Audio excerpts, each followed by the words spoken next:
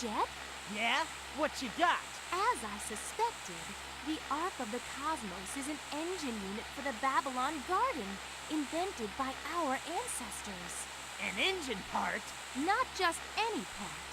I'll need to analyze it further, but I think this stone's magnetic field is able to transmute a planet's mass energy and create a singularity to... Can the boring speech. What can this thing do for me? To put it simply, the stone can temporarily charge up gravity, then convert it to power Babylon Garden's warp drive. Sounds promising. So that power was gravity, huh? One more thing. The Babylonian scrolls say there are 5 arcs of the cosmos. One serves as the master unit, while the other 4 attract each other and serve under it. Okay, so if they attract each other, you should be able to make some kind of arc-finding radar. Get on it! Understood. Boss! Keep it down! And what do you want? Take a look at this! Still be in the city area.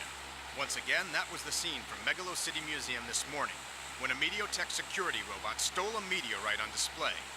The robot is at large and is suspected to still be in the city area. That's an Ark of the Cosmos! Storm, set a course for Megalo Station at full throttle! Roger that, boss. Ha! These things really do attract one another! Howdy folks, welcome back to Sonic Riders Babylon Playthrough Part... Sonic Riders Zero Gravity Babylon Playthrough Part 2. So yeah, today we'll be taking on Nightside Rush and Snowy Kingdom. So yeah, I decided I'd do a Q&A for the Babylon Road part, so let's start, shall we? I've received a few questions from people, and some are weird, some are pretty decent questions actually. So let's get right into it, shall we? Now, why is my name called Suicidal Gerbil? Well, back in, I want to say 2014 or 13, I used to play a lot of Clash of Clans with my friends.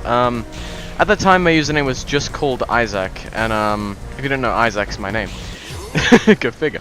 But yeah, so I wanted something new. I wanted a cool username, maybe like a gamertag-based username, rather than just a fucking shitty name. My real name is my username. So yeah, originally it was Suicidal Hamster. But one time I had to make a different account for a game, an account for a game, in which I didn't call it Suicidal Hamster because it was taken, so I decided to settle on something called, what I thought was associated with a hamster was a gerbil, so it's Suicidal Gerbil, and I just liked that name more for some reason. It used to be Suicidal Hamster when I first joined Discord actually, but like, I changed it to Gerbil once, and it just kinda stuck on me. So, it's Gerbil now. But, yeah. So, anyway, that's how I came up with my name, Suicidal Gerbil. There's no meaning behind it, it's just... and there's no justification for me coming up with it, I just thought the stupidest thing possible. Next question. Why do you have so many roles on the Project PDX server? Well... I don't know. We did a server cleanup recently, and I shouldn't have these roles, which is a good thing, because I was just given roles willy-nilly from people. Yeah. Where did my love for Shadow come from, and what do you think about Shadow's personality being butchered? To be honest, I wouldn't even...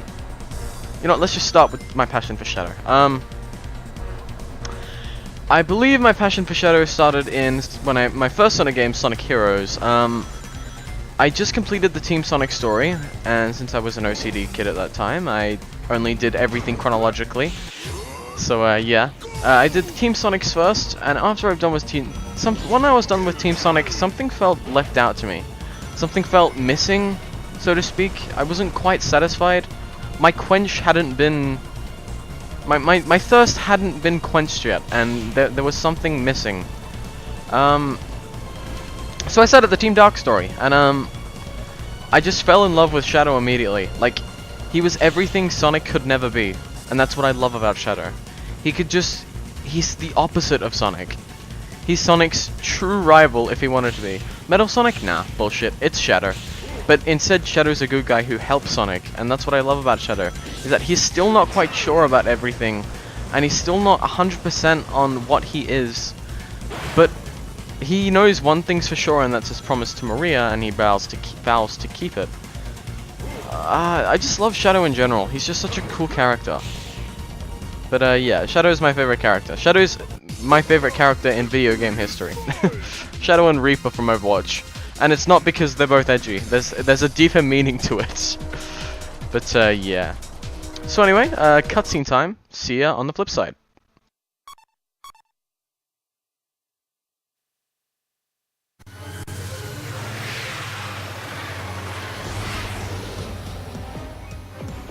Ha! Too slow!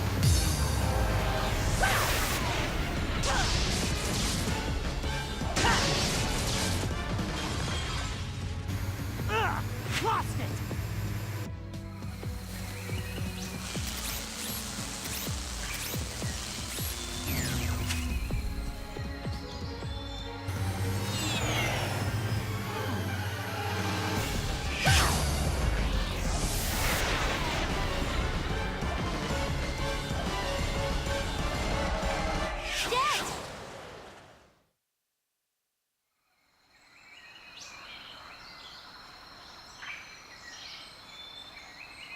Fated lovers are always drawn together.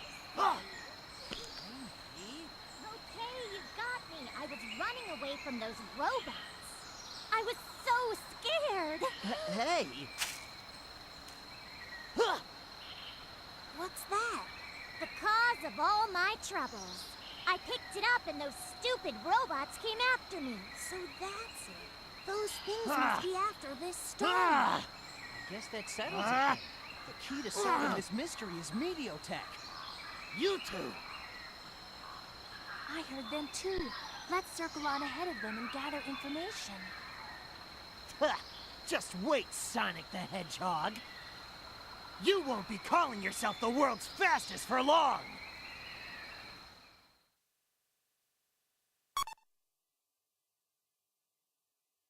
So, it seems like we're having a bit of deja vu here with some of the scenes we've seen before in the hero story. But anyway, we're playing as Wave. She functions the same as she did in Riders. There's no real difference.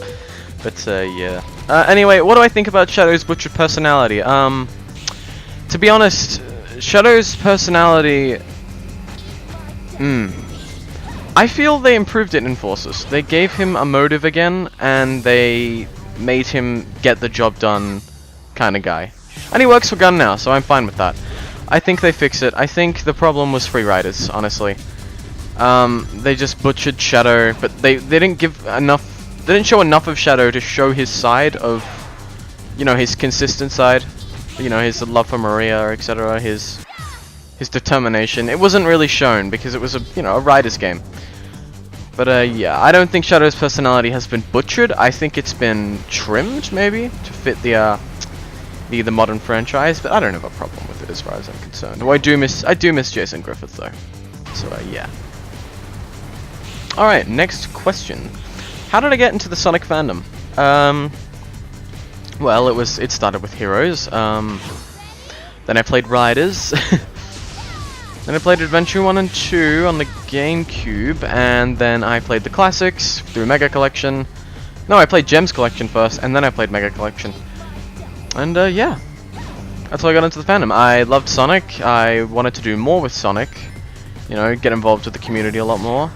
So you know, I found some Sonic groups on Skype, Discord, etc. And it was awesome. Yeah. Plus, I'll subscribe to my favorite Sonic YouTubers anyway, so yeah. Anyway, what was the first Sonic game I played? Sonic Heroes. What other franchises do I like other than Sonic? Overwatch and Crash Bandicoot. I am a huge fan of Overwatch. I think Overwatch is the most well-made game, well-crafted game of all time. It just ticks all the boxes for me. I find no flaws with it apart from the character, you know, counters and the characters being somewhat broken at times, etc. But yeah. So Overwatch and Crash Bandicoot. Yeah. So, is there a Sonic game you like that everyone hates, or vice versa?